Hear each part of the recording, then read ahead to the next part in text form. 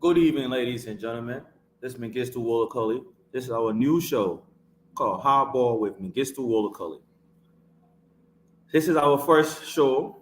We have a special guest on our show today. It will be Mr. Alex Chu-Chu Jones. He's one of the presidential aspirant come for our October 10, 2023 election. We're going to have a fruitful and thoughtful discussion with him. We are going to speak about his plans, his policies, his visions that he have for the people of Liberia. We're going to ask specific questions. These questions would not be questions that he usually gets from other people. So the young people of Liberia, to the people of Liberia, this is a new show. This show is about how to educate the people of Liberia, how to identify with who you want to be your next president, your next representative. Our goal for the show is to invite aspiring incumbents and the likes of people who are running for public office to make sure that they are able to answer the question, know what job they are vying for, if they are prepared for the job. We'll be asking them questions to make sure that they are ready to be the leader that they're requesting to be. So I am asking you guys to be patient with us. I am not a journalist by trade, but I come into this from my experience as a former aspiring myself, what I believe are the ills of our society, of Liberia and of Africa, what my understanding is of our geopolitics of Liberia and of the world and of Africa. So I just want you guys to sit back, relax, enjoy the show. We welcome your comments. We will not be taking no uh, calls at this time. So as time goes by, we will see what we can do. If that is something that we can incorporate into our system. But right now, this will just be a conversation with our guests, and then I'm also going to make sure that we put our same question, ask people the same questions in that I can ask our guests as time goes by. We are waiting for our guest, Mr. Alex Chu-Chu Jones, and hopefully he will be ready to answer our questions to the best of his ability to make sure that the people of Liberia are making the right choice. To the rest of our media folks out there, I know that you know I'm not a professional. I'm not a professional journalist. So I hope you guys, bear with me. I can learn this too, but this is something that I believe that we as people, as citizens of the world and citizens of Liberia, we should be asking our elected official, would be elected official, the questions that the common citizens are not going to be asked. So hopefully that after this program, you are educated on the basis of what is it that we want to do. We're looking forward to making sure this is going wide and far. If you're watching, I'm asking you to please share the video. Please share the video. Please share the video.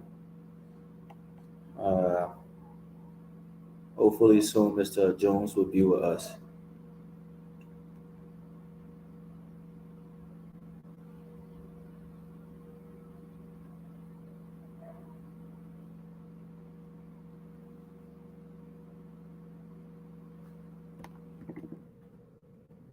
So we're going to take a little break right now, and we'll be back a moment after this break.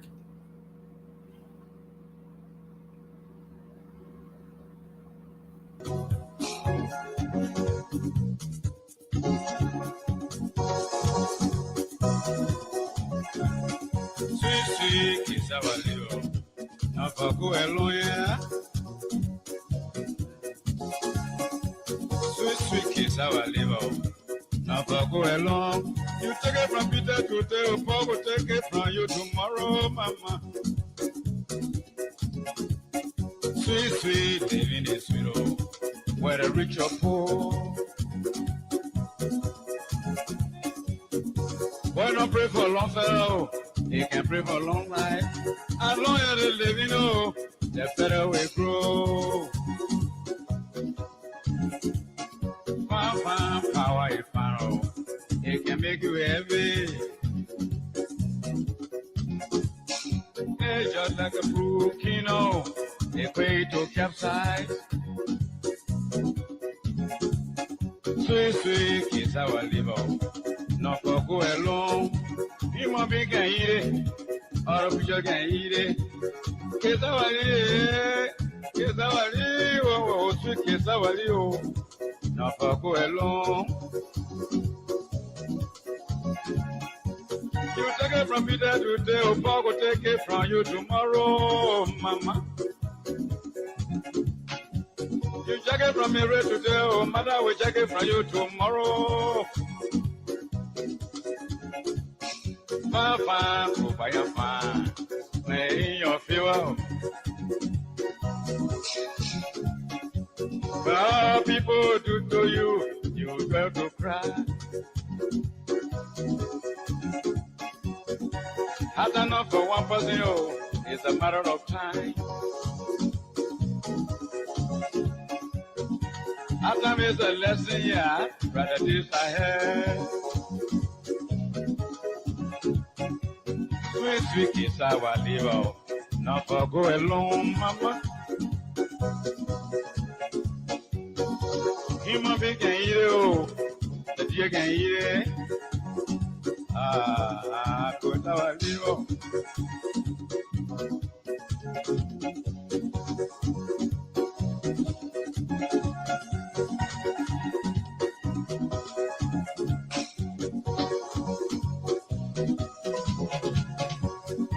Sweet is our liver, not for go alone.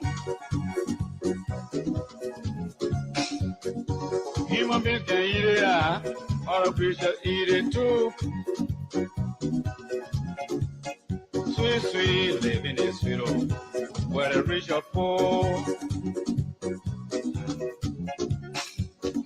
Why not pray for long fellow? They can pray for long life. As long as they living, the better we grow. You take it from me right today, oh, Mary will take it from you tomorrow, mama.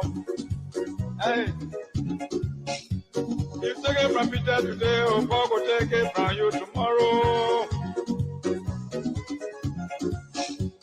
Fine, power is power. It can make you heavy. Looking like a crooked, no, a way to capsize.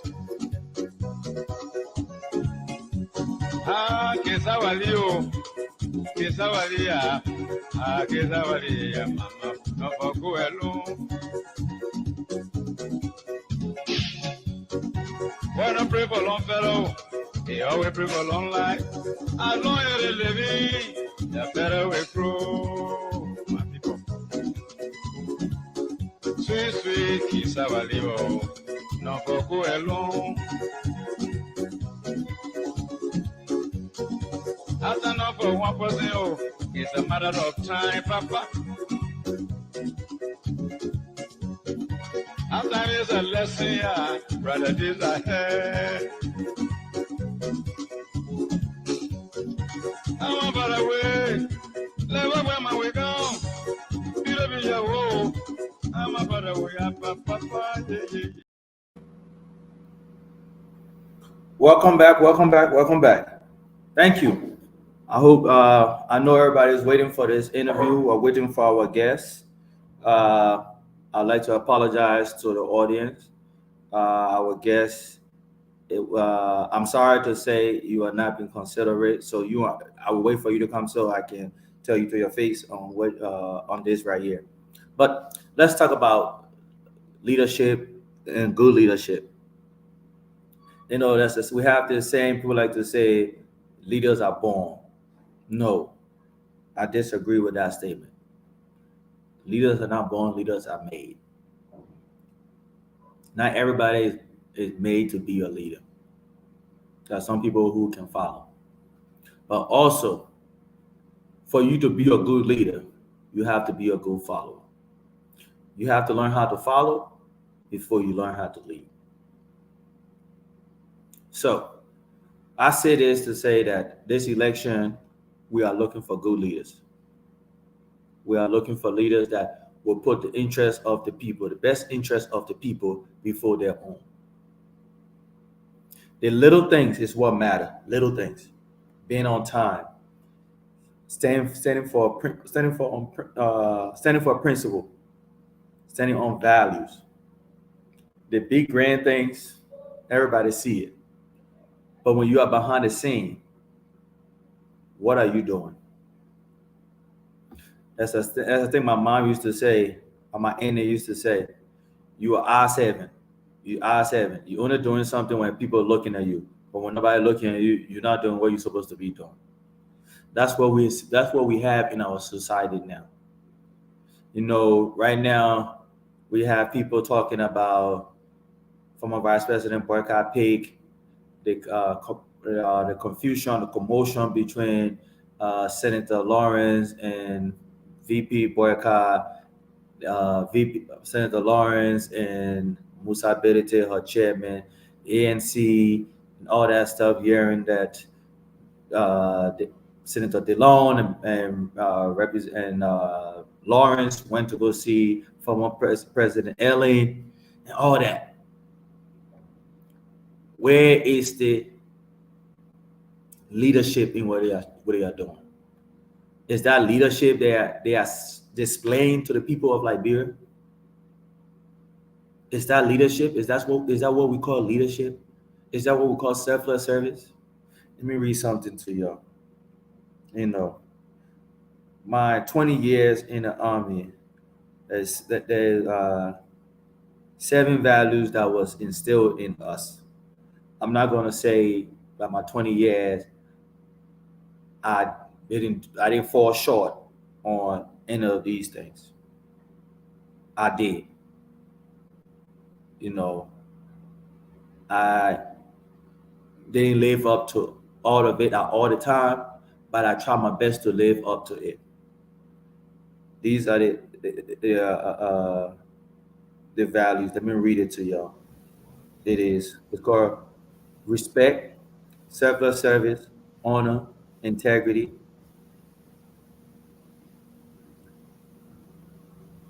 Oh, welcome, Mr. Jones. Welcome. Well, good evening for you Good guys in evening. Liberia, and good afternoon for everybody else in the West. And it's a pleasure to be here. Thank you for coming. And On behalf congratulations, of and on behalf congratulations on the show. Oh, thank you. But don't suck up to me right now. On behalf of my audience, we do not appreciate you being late. I'm not. Uh, you are late. You are 15 minutes late. I am. You should already know when something started is the time. That's where I'm going to be. So I expect you. If you say you're going to be at 6, you should have been here at 5:45 already, or stuck in the background. But let me Uh, before I get to you, I want to let me just give these values out to my audience and stuff right now. Because this is how I want this show to be about. This is where I hope that we can carry this show. Loyalty, duty, respect, selfless service, honor, integrity, and personal courage. This is where I'm going to judge the people that I interview. These are the criteria. This is the basis that I'm going to ask these questions on what they are going to do, on how they are going to improve the country, improve the lives of Liberians and of Africa as a whole. what was it So again? they are loyalty, duty, respect, selfless service, honor, integrity, and personal courage.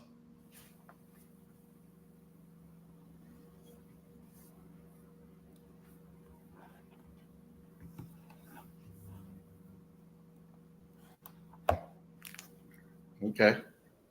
So to my audience, this is Mengistu Wolokoli with Hardball. Today, our premiere of our show, we have Mr. Chu-Chu Alice Jones, independent aspiring presidential candidate for the Republic of Liberia for the October 10th, 2023 presidential election. Mr. Jones, thank you for joining us. It's a pleasure to be here. Really, I'm not giving any more interviews, but I made an exception for you, and I think I earlier informed you that I would be in presence at 1:15, and I was here about 1:12. So I'm not co-hosting the show, so I can be. If I go on hardball, I'm not going to be there when the show opens. The flyer says 6 o'clock. The flyer says 6 o'clock, sir. So well, let's get into it. Let's have fun. Let's enjoy. Let the people gonna be watching. Let's enjoy this show. Let the people get to know who Mr. Jones is. My first question to you, sir. First question to you. All right. What is your family structure that you are bringing to the executive mansion? Well, currently, I'm a single person, a divorcee. I have 2 children, both in college. So I will be coming to the executive mansion, hopefully, as a single individual. Okay. So you think that, with that being said, what is the family values that you are going to portray to the people of Liberia, the tradition, the culture as a whole, as a single man moving to the executive mansion?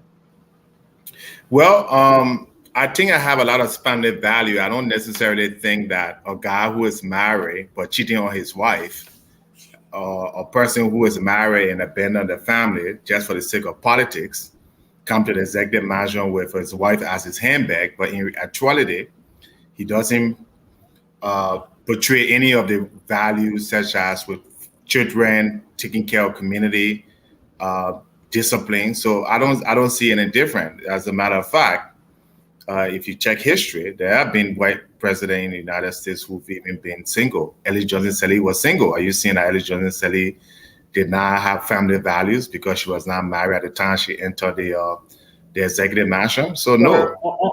On this show, we are not going to do what aboutism. No, I'm not seeing that. I'm just giving you a reference. You say you right now you're going back to Ellen Johnson Sirleaf. No. I'm answering. I'm talking to you. I'm speaking to you. I'm asking you the question about you. Yeah, but you got to give me a chance to answer the question. What is them? I just asked you.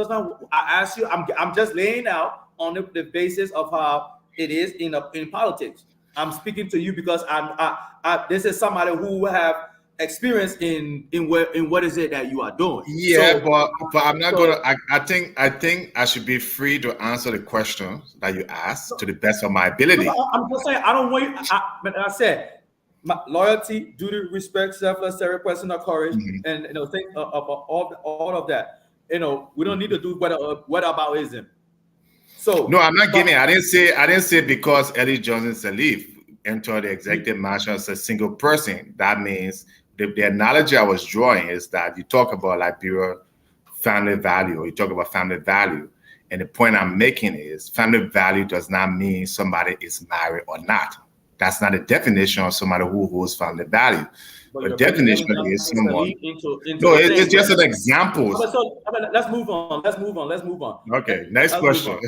No, not next question. To what you're saying. So at the end of the day, when you have to make a hard decision, a decision that you have to make, who would be the last person that you would talk to when it's a hard decision that you have to make? Who would be the last person? The last person I would talk to is God, my faith. Besides God, I know you talk to God. Who's the last human person that you will talk to? Okay. When you have to. But it depends. It depends on what the issue is, what the decision is. If it's an economic decision, then I would talk to my members of my economic council, my chairman of my economic council. I would talk to the central bank governor. I would talk to the minister of finance. Those would be people if it has to do with military or security issues. Now listen to my question. I said, who is the last person that you are going to talk to? But then you got to listen to my answer. I said it depends on the situation. Hold on, sir. The last person you will talk to, that stress of the job. Who are you going to rely on when you have that stress, the stress that comes with the job? Or that voice or reasoning that is coming from somewhere, for somebody who is there for you, who you know is there for you. Well, yeah, no, I have family members. I have brothers and sisters. I have a mom. I have friends, dear friends. So, like I said, it depends on the situation. It depends on what the situation. I'm saying the hard decision when you are stressed. Who is that? Who is your ally for you to go and talk to? Because you can't keep that in. You cannot keep that in. So you want your question. That's what I'm saying. So your question is in terms of my personal relationship. Who are some of the people, or who is the person who says I don't have a wife at the moment, which does not mean I may not have a wife then, but I'm not having a wife because of the presidency. So you're asking for my current status. I gave my current status. It doesn't mean that I'm not. Hold on, hey, listen now. So it doesn't mean that I don't have a relationship. Or will not have a relationship. And if I do have a relationship, then perhaps that would be some of the last people or person I talk to. All right. Thank you for that. Let's move on to that was the easy question. Now let's move on to more easy questions. In your flyers or your expose that you put down, you say you want to reduce government official pay equal or less than 3K. Mm-hmm. Who are the government officials you will reduce their salary?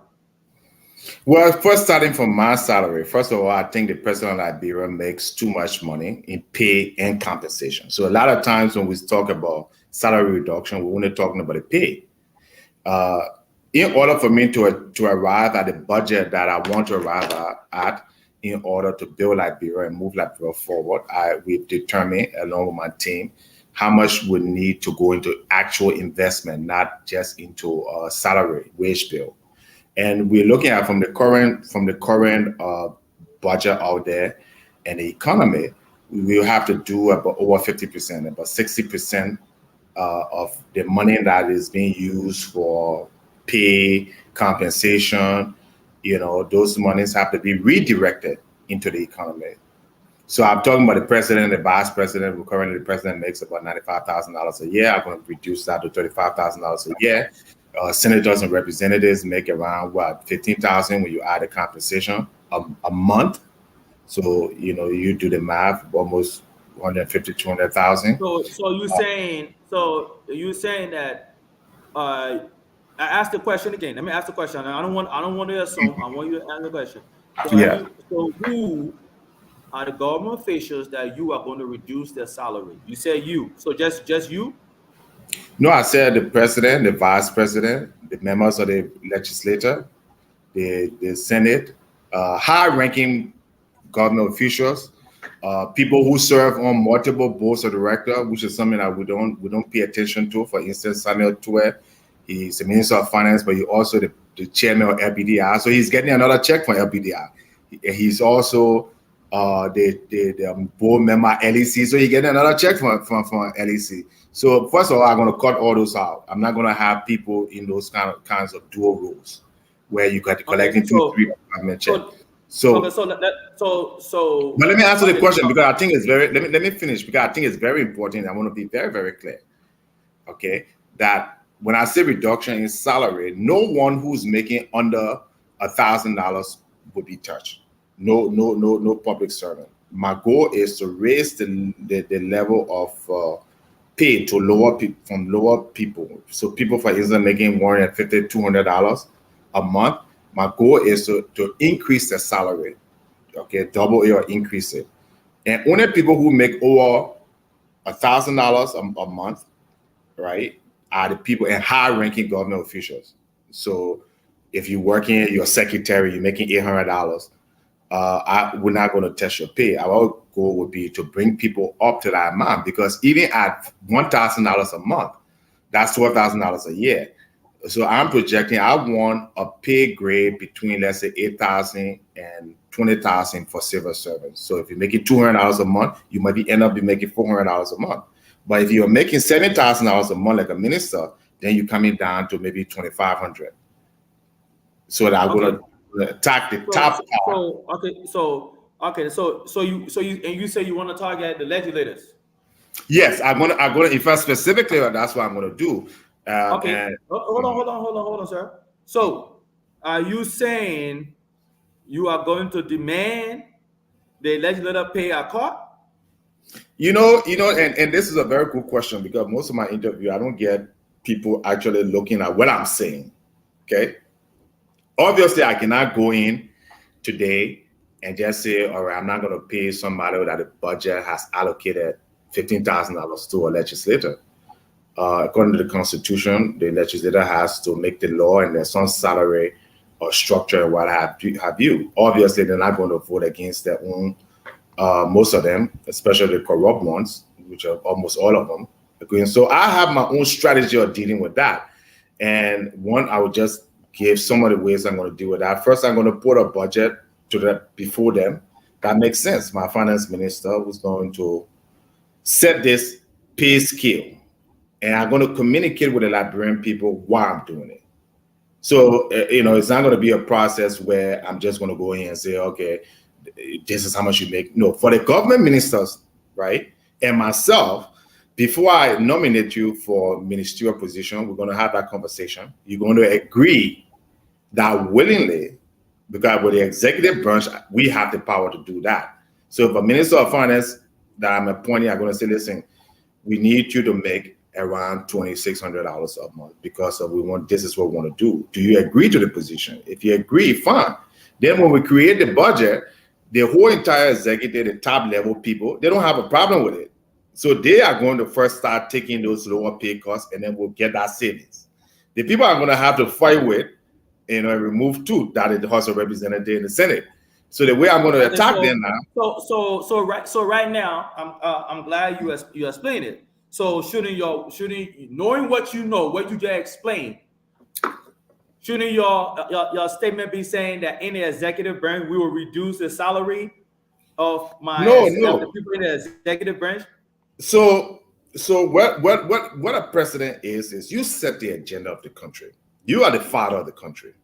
Okay. The reason is we have so many bad presidents that don't come to the presidency with a goal, right? They don't come with an agenda. They come to do the same thing that other people are doing. So if somebody were making $15,000, whether it made sense, it didn't make sense, their goal is to come to follow. Then you're not a leader. You are experienced person. Let's be realistic. The Senate, the House of Representatives, and the Senate, these are the paycheck that they are making. This is their pay. Like you said earlier, they are not going to pass law that's going to reduce the pay stuff. Mm-hmm. So if you are somebody, as I have heard you speak on several occasions, I heard you debate with people in chat rooms. That I believe you are a man of integrity. You believe, you chose transparency. Me sitting here listening to you right now, what you are saying, and what I know what the government is, and what you are saying here right now, I don't think you are being transparent to the people of Liberia by saying that the legislator is going to change the stuff that you're going to that you are going to. But that's not what I'm saying. Reduce the pay of the legislator. That's not what I'm saying. That's what I'm saying. So let me finish. Your stuff said will reduce government officials. So I asked you, who are the government officials that you are going to reduce? And you named the legislators. You didn't say ministers until you explain ministers. You know you cannot touch the legislator pay only if they agree to it. Okay, so let me finish. Like I said, I'm here for at least an hour. Let me express my policy, and then if you disagree with it or you think there's a way I can't get it done, then I will put through it. No. I'm the one conducting the interview. I'm going to ask the question as I see. Okay. All right. I'm the one conducting the interview. So you find to ask the question. You're fine to ask the question, but like I All right. said, So right now, let me answer the question. Your question okay. is, who are the people I'm going to reduce? Where's my intent? My intent is to reduce all high-level legislative, judiciary salary to an amount that is sustainable for Liberia and that can Okay, produce how? good Okay, development. all right. Okay. But then, All right, how will fine. you do that? So the next question is a how question. I'm going to send a budget with those new salary recommendations for approval. The legislator can approve it or they cannot approve it. Or they Okay. can approve some portions of it or they cannot approve some portion of it. Okay, The president still has to hold on now. The president still has to come back. let's assume that the legislator is not going to approve it. So There is a and that's where 99% we get chance in. that they are not going to approve it. Okay, how What do are you you know going to that? do? But let's assume, let's make that assumption. Yes. Again, What are you going to do if they do not approve that? then I will veto the budget until they do. So which means you will be running a country without a budget if they don't do it. No. There are provisions. There are some things there are some executive orders that can be passed in order to pay. It's like where you have the shutdown. Okay, military people can be paid, security people can be paid, certain essential things, but I will not be paid. You, the legislator, will not be paid. The high-ranking government officials will not be. And I can live with that, but it doesn't mean that it will be breakdown or law and order. It's just when you have a budget sequester, or you have a budget issue. So the thing is, just the way you try to play hardball with me, I'm gonna play hardball with them. If they don't sign the budget recommendation, I would not sign a bill where any top government official is making more than $3,000. So Okay, that would be it. That's my approach to it. All right, let's move on. My next question. In your thing, you say you reduce the national government by 60%. What government agency are you going to cut, and why are you cutting it? Well, like I said, one, I think we talked about it briefly, is that right now the government running all the schools, they're running all the hospitals, right? But the government cannot even run itself, okay? And they're running schools, okay? The way I'm going to look at it is that these entities like schools and hospitals and non-governmental regulatory agencies, right? They are going to be removed from the government balance sheet. They're going to be prioritized, or they're going to be, removed from the government. Sir, you said schools. Yes. So are you saying that? The government ran schools are not going to be ran by So the let's start with the government? big one. Yes, that's precisely what I'm saying. So Universal Liberia. Hold on. So Universal Liberia are going to put a proposal, right? Universal Liberia is no longer going to be under the government. Okay, so the $15 million or $12 million that the government is paying, and in exchange, the government is getting the money from wherever registration back into the government coffers. I will set up an endowment, a trust, and Universal Liberia now will become, an independent public institution like Ohio State or any other school like Harvard, where the board of directors, they will have their own trustees and they will have their own foundation, and they will be run. So that will no longer be under the government. I will not appoint the president of the Universal Liberia any longer. The board of trustees for that school will do that job. So University of Liberia will be one of the cut of the Yes. business of the government. Correct. So then they go back to the high school, Todma High, all these schools that are, underfunded, that are running. Which means that public schools so we'll no longer have public schools in the country. Yes, and I have a plan to do that in stages. So it's not going to be day one. So I'll start with perhaps Universal Liberia and the bigger schools like, for instance, Boca. Right now in Liberia, we have more private schools than public schools. Yeah, but again, we can talk about my education. Your administration will no longer have public schools. That would be the goal of it. The goal would be So eventually. what? Again, okay, hang on, yeah. I don't want you to listen. So under your administration, Yeah. you are advocating the job of the government to educate the people, and you are taking public schools away from the people, Yes. and then you are making it all private schools. So now everybody in Liberia now will have to be paying school fees. No. Okay. How So does you that can know? have private schools, and what the government will do through the Ministry of Education, every Liberian student will be funded. If you're in high school up to university level, my goal is up to university level, you will have grants for individuals who are making under the threshold. So for instance, your parents making under, let me just use that as an example, $10,000 a year. So the government. So which means, hold on one second now. So which means that you are going to take taxpayer dollars and put it and give it to private schools for students to go for students in Liberia to go to. But that's what they're doing now. They're right now. That's what they're doing. They're just doing it in a more inefficient way. The government is giving grant to Cottington University. The government is giving grant to So what I'm going to do to make the schools good, all right, leave the university. I'm talking about high school. You saying the government is giving administration. Yeah. Under your administration will no longer have public schools. It will all be all private. By the end of my administration. I know your plan. We will no longer have when your time is up. We will no longer have a public a school from kindergarten to 12th grade. That's that is your plan. By the end of my plan, every Liberian. Hold on, yeah. Let me don't put words in it. I'm trying to get. Give me a chance to. I want to make sure that the people understand what you are saying. So then give me a chance to let the people understand. Let me speak to the people. By the end of Chu-Chu Alice Jones administration, whether you live in Lofa County or you live in Bon County or you live in Mosrado County, your child is going to get the same amount of money and have the same opportunity to go to the same school that Chu-Chu Alice Jones can send his children to. So that if Chu-Chu Alice Jones decide and say, okay, I want to send my kids to Stella Maria, nobody in Liberia would that in the country would not have that ability or that voucher or that grant to send a child to Stella Maria. That's my. Okay, so I'm gonna ask the question again.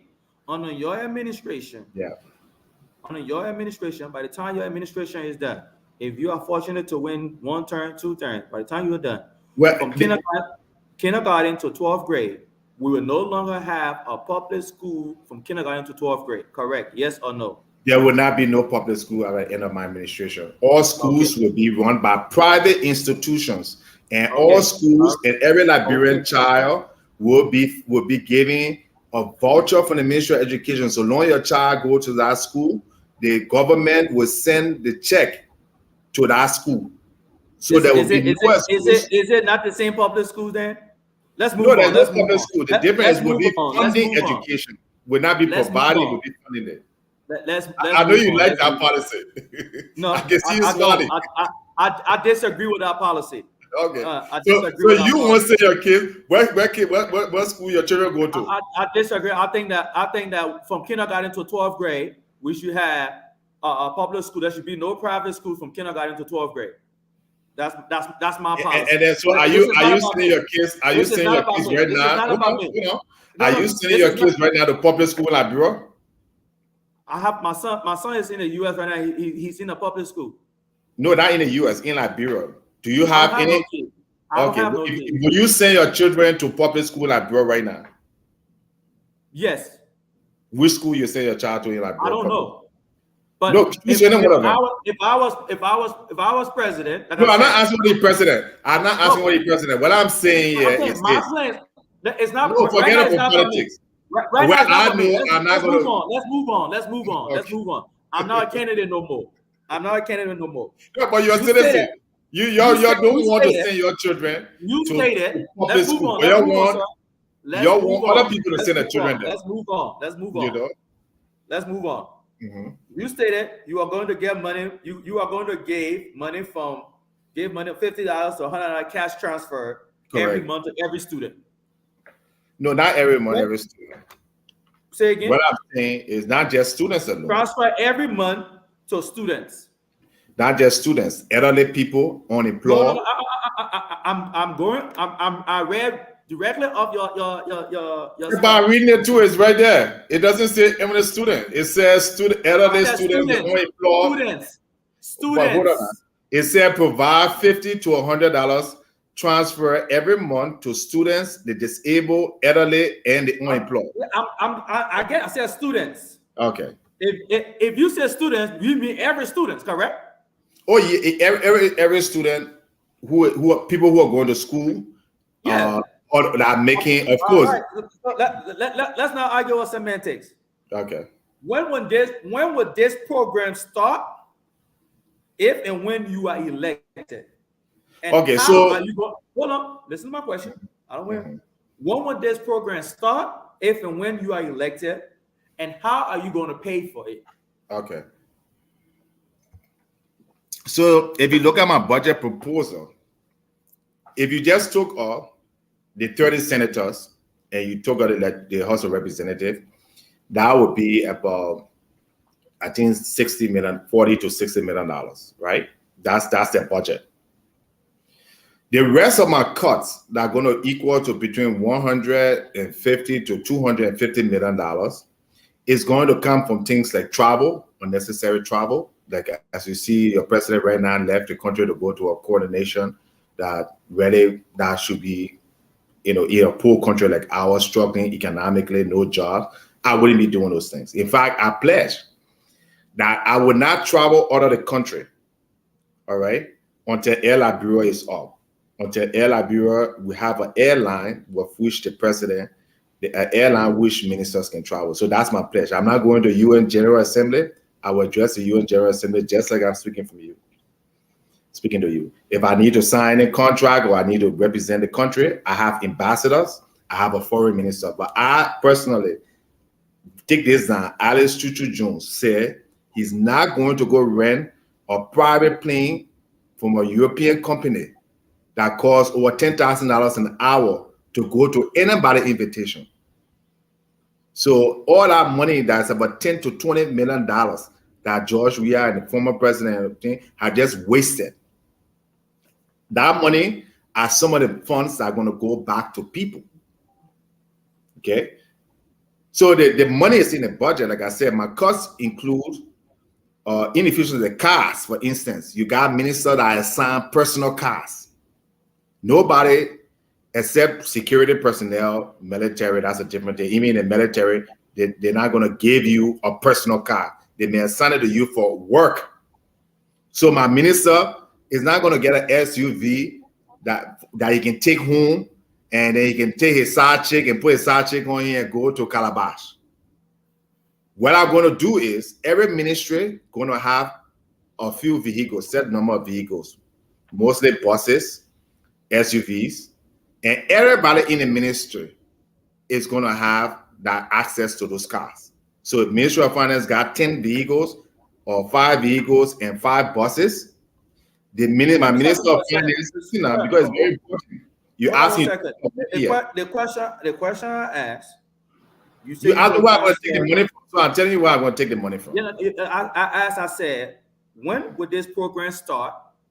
Immediately, effective in your administration. In one. And then, hold on. And where you will get the money from. Okay, so and you say that in your budget. You say that in your budget, correct? Okay, so have you produced your budget? Have you produced a guesstimate budget yet? Yeah, like I said, with my team, my economic team. Have you produced one that the press and people can look at it? My proposed budget will be, because like I said, it will be next year's budget I will be coming off of. So I'm saying, you asked as a presidential aspirant, you said in your budget. Have you written a proposed budget? No, I have not written a proposed budget. So it's not something that you don't know yet. We don't know right now. So you were that's why I give you an estimate. That's why I'm telling you my cuts is going to be guesstimate.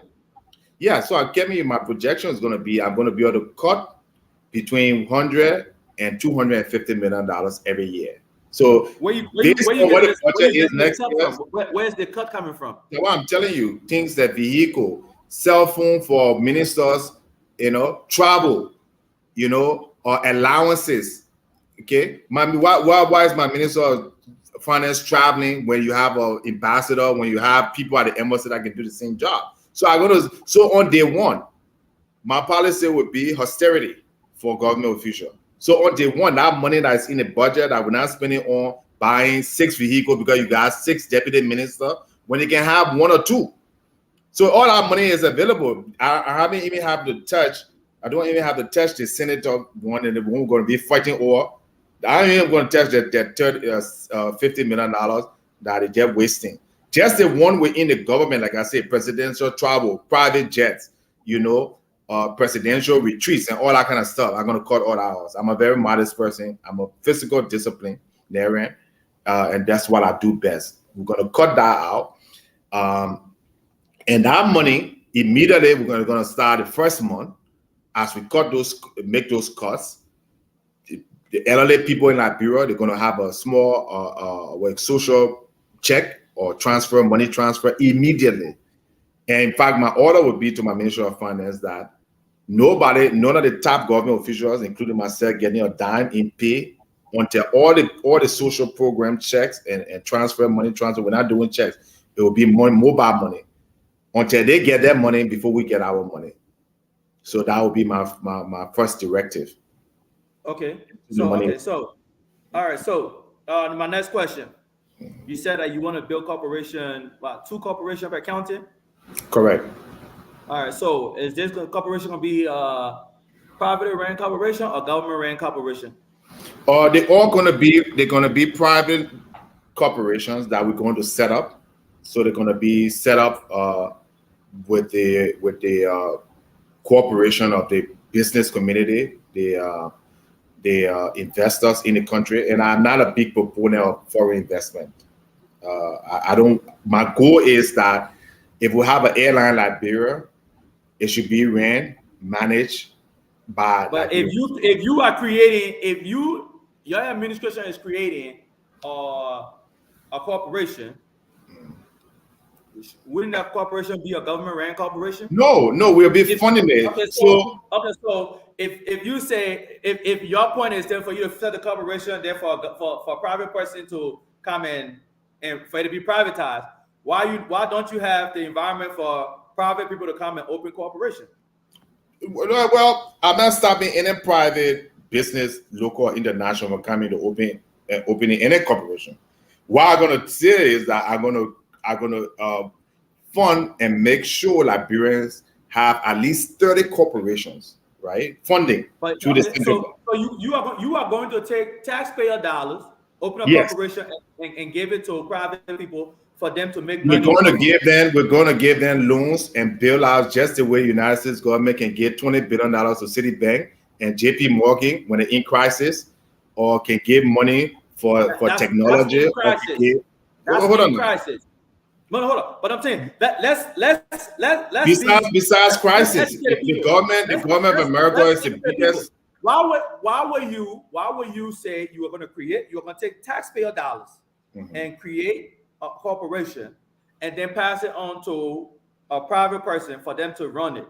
And there's something I'm missing. Yeah, but I want to say that if you don't interject, I will give you the story. Then you have a better question to ask. How am I going to do it, right?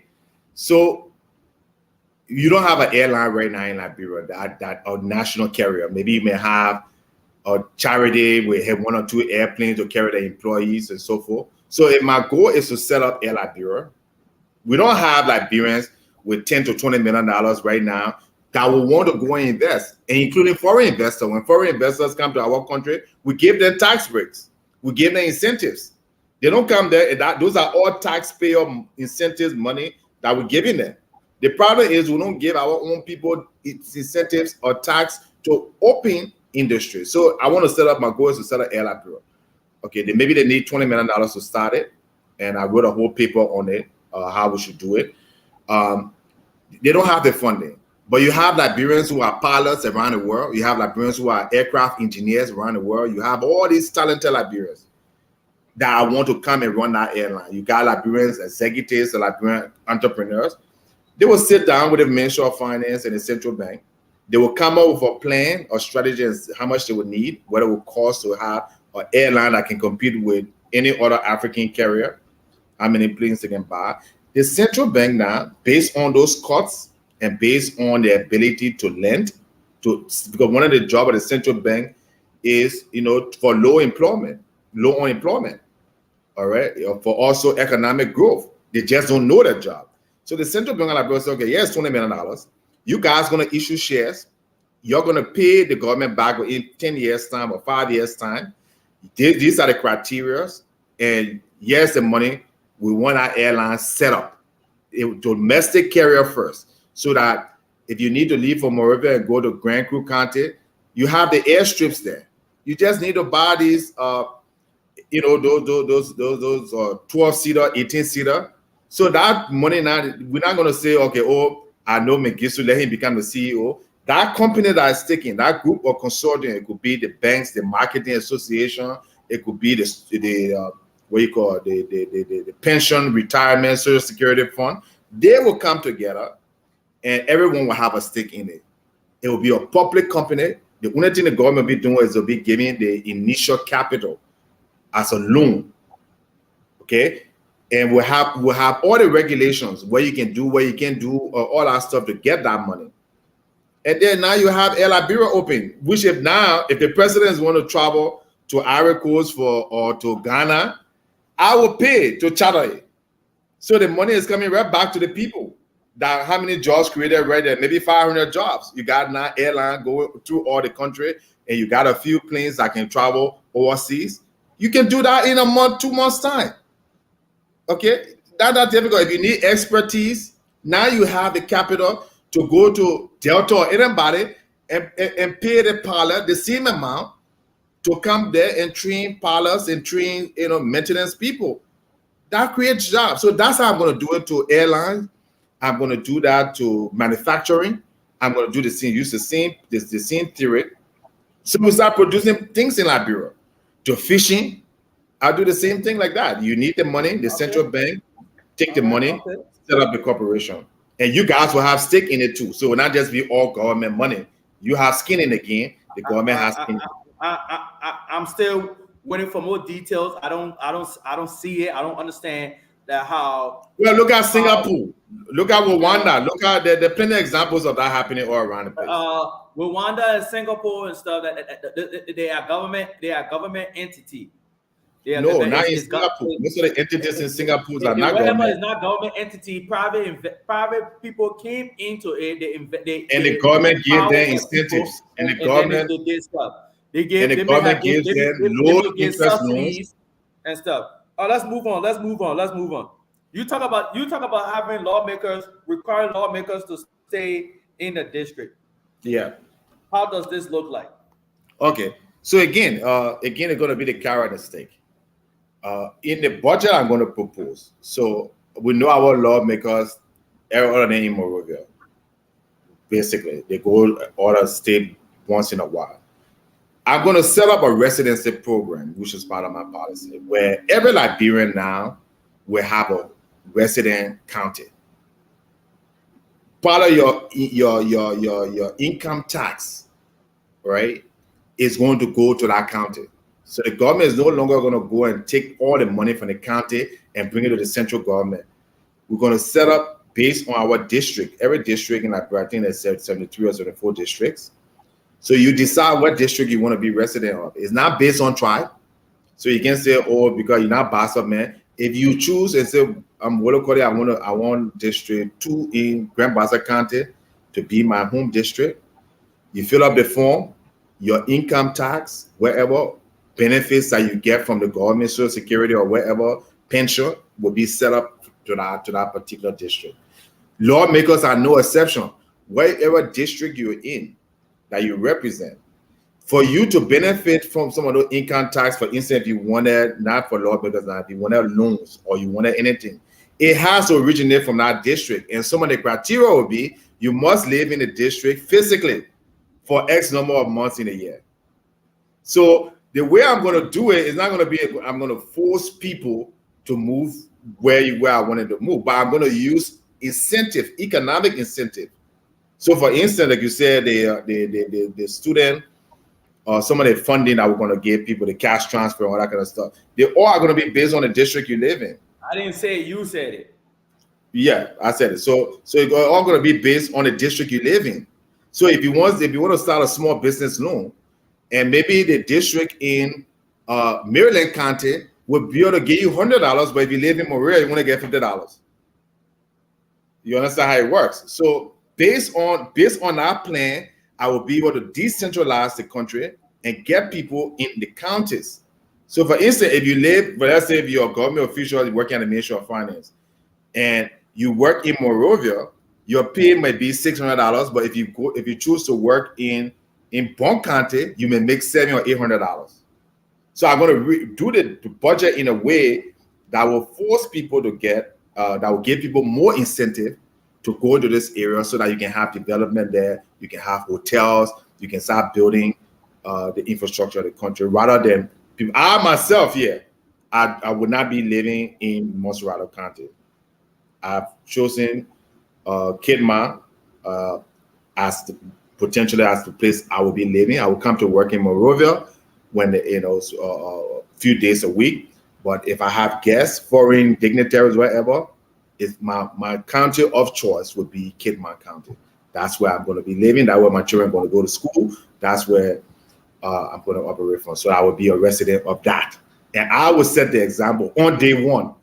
On day one, that's where I will choose to live. All right. So, okay. Speaking of tax, what are your tax plan for Liberia? What does paying taxes or tax laws under a Chu-Chu Alex Jones administration look like? I think our taxes are too high. I think we're paying over 20%, 25%, especially import taxes. I don't think it's good for economic growth. I don't think it's a stimulus to the economy. I think we have to lower import taxes. We have to lower, most of the taxes, they are just redundant in Liberia. And nowhere high taxes improve economic growth. There's no economic model for it, including even foreign investments. To attract capital, you want to go to a place where you have a tax haven. The reason why these people are charging taxes is because they don't have any innovation. They don't have any way of making money. So the only way they can make money is when you send your little old car to Liberia, they double tax you pay double. So things like those kinds of taxes, importing things to the country that are useful, things that we don't make, they'll be very low taxes, maybe 9-10%.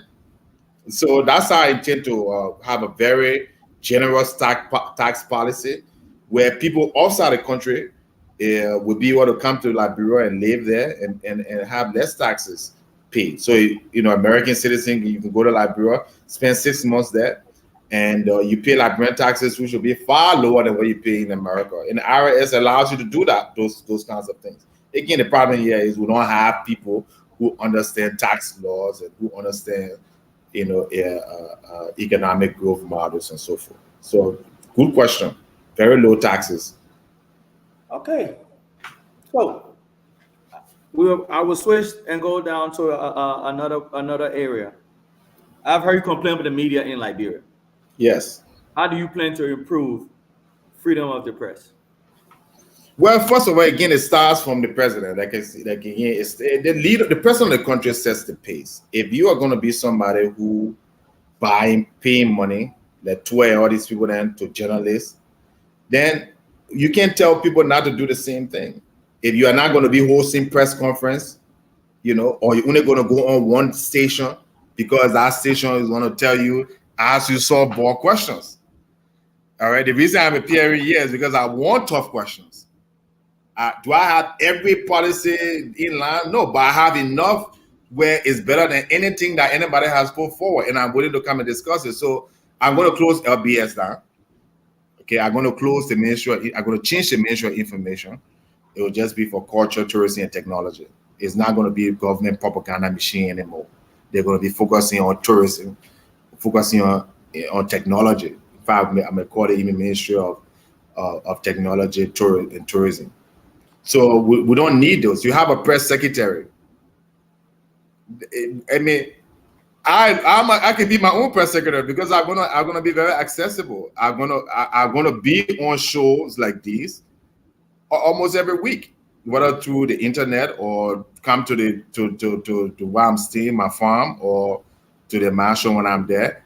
You're gonna travel with me, so you're gonna know everything. You know, there's gonna be no need for propaganda. I'm gonna have a very transparent government, meaning everybody pay, minister pay gonna be on the internet. There's going to be no all contracts, whether it's a foreign contract or local contract, concession contract, they all are going to be published. The negotiations are all going to be available to the people. You're going to be able, I'm going to even have as president, have a reality show where people will see the president on a daily basis. They will see what I'm doing as a negotiating other than national security issues. So, you know, I'm not coming to the presidency to do anything that resembles what's being doing because it's been a complete mess. Okay, I'm coming there to change it and to the media now, all media will have the same access, whether you're large or you're small.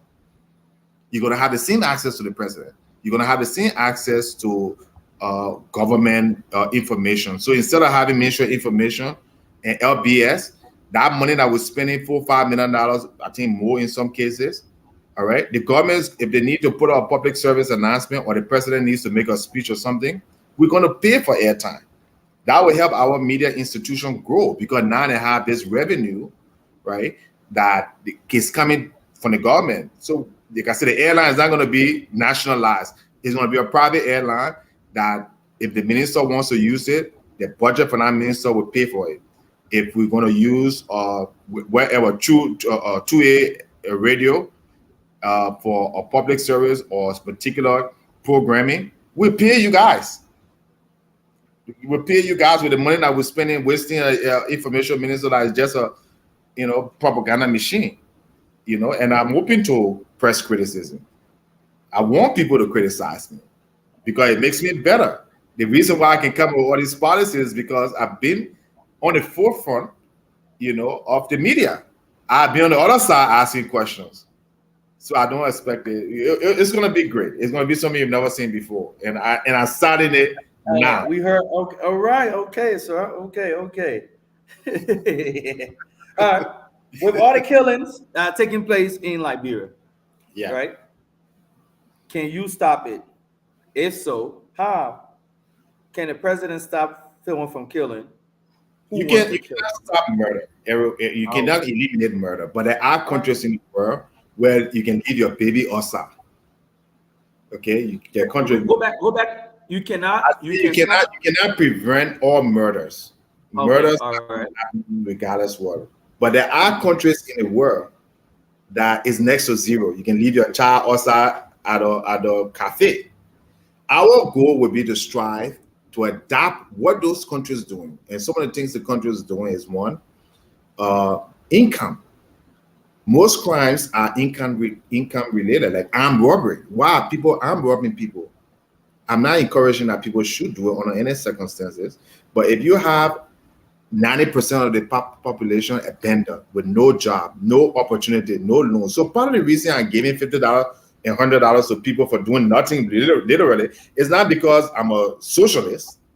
It's because I know the correlation between income and crime. If you go after you get $50 a month, because we'll get your social security number, which will adopt, your ID number, and you commit a crime, you're not going to get that money again for a period of time. So now that's an incentive now for people not to commit certain crime. What is, the smallest crime, theft, petty theft. So now you don't have to really monitor people because you know that if you mess up, it affects your income. If you're going to apply for a business loan, which people will have again through the central bank and the commercial bank, will reduce the interest rate from 16% to maybe 7-8%, even lower. So now people in the country have a reason not to commit a crime. That's the first place I'm going to start. Whether it's like I say, it's murder or other crimes. The second thing is most of the communities in Liberia do not have the proper security. You know, you got police depot that they don't even have a vehicle that has fuel in it. So part of my reason of using the districts in Liberia will not no longer just be, you know, a place for election. It will be cities. It will be like city states, because I'm going to transfer, which you didn't cover, the budget that the government is going to have is going to be distributed to the district. So we're not going to be cleaning your city in your district number 2 or number 3 or wherever you are, what county you're in, whether it's Cocoa district or wherever. That district is going to set up a council, right? And the what you call the district representative and the mayor of that area, they are going to be managing the resources for that place. So if they get a budget of $10 million, once they have all the check and balancing, you check out the list. Have you set up your council? Yes. Have you set up your funding with the Central Bank of Liberia? Yes. Okay. Your budget for this year is $5 to $10 million. That money is there for you to use. Maybe $1 million there for healthcare, $1 million there for education, $1 million there for grants, $1 million for business. You decide how you want to use that money.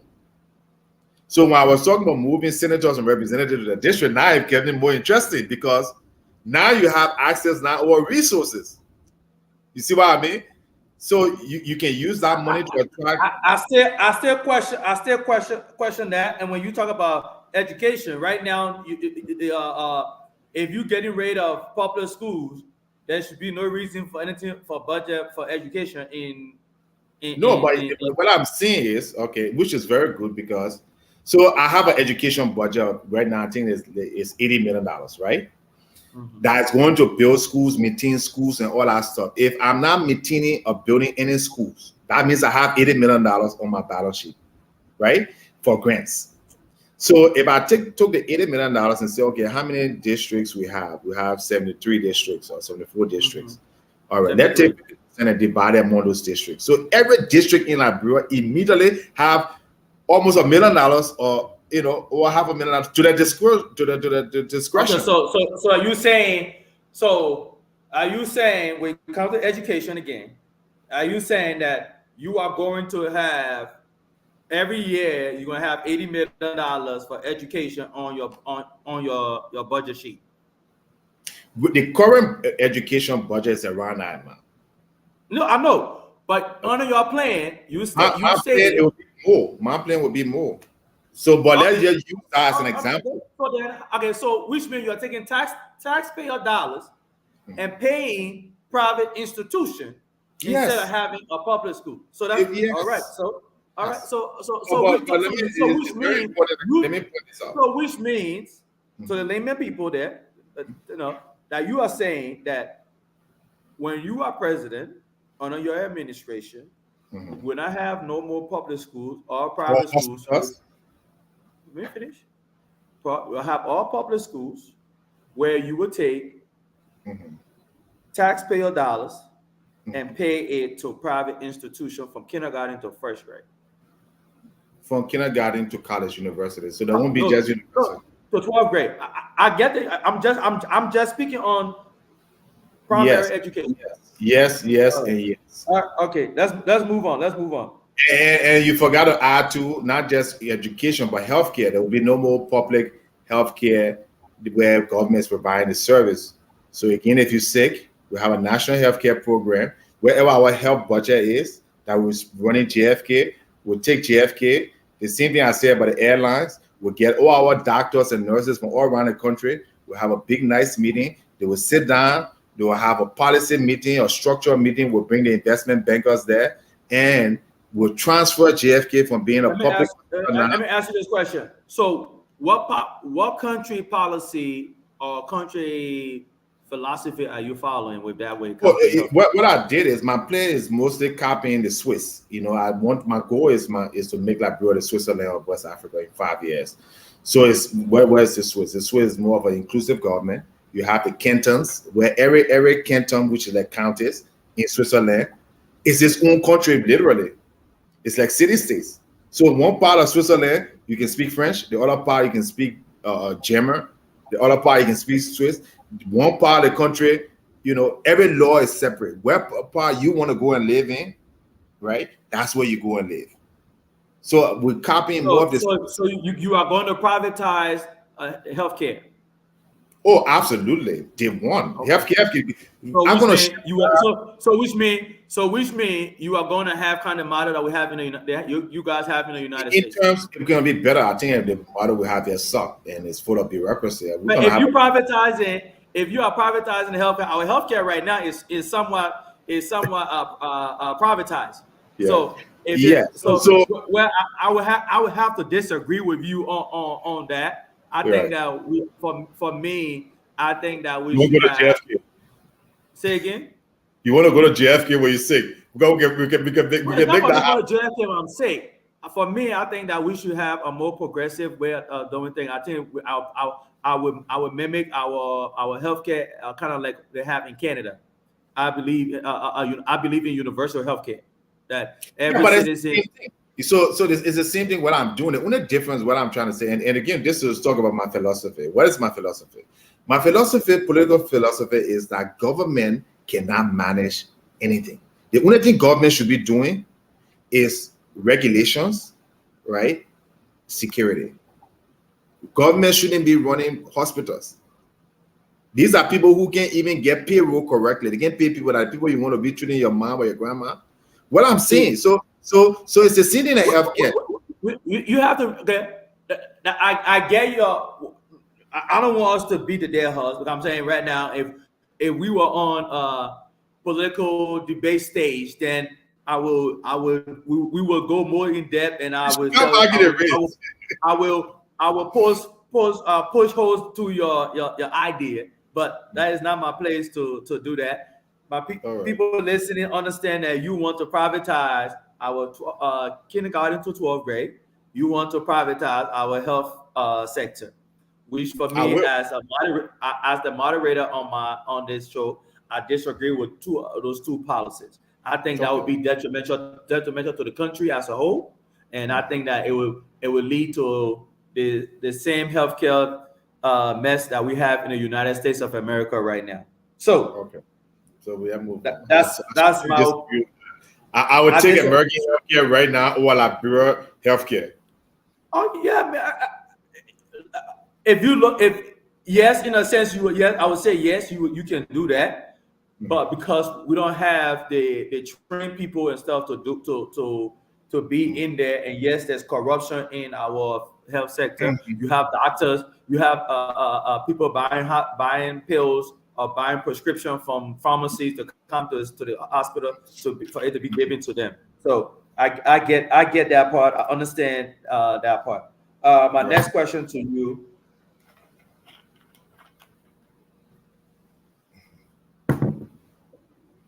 What are your, as somebody who was in the race, as somebody who was in this race, just last week, independent aspiring candidate like yourself and like myself submitted his 500 signatures from 6 counties, which he did 7, and was denied the that signature. NEC did not agree to take the signature. They said that they are not going to accept it after voter registration. So voter registration is supposed to be completed June 9th, if I'm not mistaken, and all candidates have to submit all the paperwork for candidacy certification June 1st. My question to you now, have you already secured your 6 signatures, your 6 county of 500 each from 6 county signatures at this time using the old registration, voter registration number? Well, we did have some issues with some of the laws and some of the issues with the inconsistency with the election commission. So I mean, we didn't choose to publish like what you find, but when I call the system corrupt and useless, that's some of the things we're talking about. So so to answer your question, we do have people working on it. We will inform the Liberian people before that time where we are, and let me be very clear, Manifesto. Part of my candidacy is not really to go and do whatever everybody else did just to win election stuff. I think our campaign is campaign for change, and we'll be very successful in the long run. Okay, but we're not going to play the same game and the same that the old people playing or the Cummings and the Braga playing. We're not interested in that.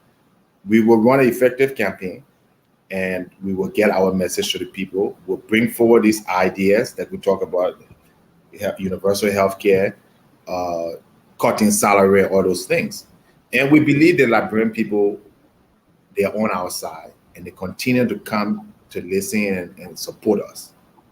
So we're not going to, if we get to a point where we are convinced that this election commissioner or the government or the politics is just so corrupt, then we'll make our decision at that point. So it's not something that our campaign will still go on. And I don't believe, again, another of my philosophy, I don't believe that to change Liberia, you have to win election or you have to be president. Gandhi changed India. Martin Luther King changed America. Nelson Mandela. So the role I'm playing here, what my philosophy is to lead by example, to advocate for the people, to put forward ideas, because a lot of times people think all I do is criticizing, and because they never take the time like you to ask me all these questions. You're asking me detailed questions, right? And you're rebutting some of those questions. So, but I talk more about policy. I write more about policy changes and what to do to develop Liberia than I criticize. But it's just so stupid that anything that they just go with, wherever they want to go with. But if you rather go and research some of the things I'm talking about, or they take time to read those things, then you can attack me. So to answer your question, I have a team that's handling it. I'm not a lawyer. And I will get back to the public on where we are and what decision we make at that time. And one decision maybe we may boycott the election, and or we may campaign against the same system. So running doesn't necessarily mean that this October Alex Jones is going to be no. What it means is that we have made our commitment to the Liberian people that we're going to fight for them. We're going to challenge the status quo, and we're going to make sure that they are informed and they see an alternative. And so that's where I will start. And that to me is winning. All right. I got one more question for you. What laws on the books that we have right now that you know of that you believe that is not a good law that you would like to repeal as president of Liberia? To maintain or repeal? Repeal. That you know is not good, that you will want to repeal. The first one to talk about, the one where the full disclosure of asset, where you got to go through some special program to find out what minister is making or what the president is making. That is completely stupid. That should be removed yesterday. All public servants are being paid by the public, and you mean to tell me I don't know? If you ask anybody in Liberia how much a minister is making, how much is he taking home, you don't know. So there will be no reason why any public servant pay compensation. It will be one. I mean, it's not going to be one item and talking about pay and compensation for everybody in the ministry. Every individual pay will be there. If you're making $1,500 a month and you wear Ministry of Education, $1,500 a month will be under the budget that says Wolokole is making $1,500 for this job, because that's part of the corruption. If I don't know how much you specifically making, all right, I could pay. I mean, the public doesn't know. I can pay you any amount. I could say the budget for pay administration for Ministry of Education is $1 million, but then I can pay 3 people $300,000 and pay the rest of the 400 people, that kind of. So that's corruption right there. So that those kinds of laws where the president has, to appoint, for instance, to appoint a board of directors, to appoint what you call it, heads of corporations, and heads of corporation, to appoint superintendents of schools. Those are all bad laws. Where in the world you live in a modern world that a president will be appointing principal for Todmont High, or MCC. So we have a lot of bad law. And part of my plan is by the end of my term, our whole constitution will be revisited, where we'll take away lots of the power from the president. See, all right. It will give most of the power to districts. Like I said, my goal is if you live in a district and I brought 5 years, 3 years, or 4 years after my presidency, it will be no different than if you live in a state in America or canton in Switzerland. You will be able to go to your district council meeting. You'll be able to vote on every issue. Whether you guys should pay, put more money into tourism, or you should put more money into attracting foreign investors. You, as a member of that district, will make that decision, not the president. So that's our problem: is we're giving the president too much power, and my goal is to take away those powers. All right, Mr. Jones, thank you for this evening. Thank you for it was a spirited debate. I hope our audience enjoyed the questions and answers. It was a pleasure talking to you. I know I will be seeing you tomorrow on our I'll be there on Tuesday. Okay, well, I will see you on the other network so we can chat more, talk about other stuff. It was a pleasure. I hope the audience were listening and they enjoyed the question and answer. I ask everybody to please share this video. This is Highball with Mengistu Wolokoli. Thank you, Mr. Jones, and good luck in your presidential aspiring presidential role. I look forward to seeing you when you get here, and wherever we may have the chance to meet. I look forward to us chatting more. Okay, thank you, sir. And thank you. All right. All right.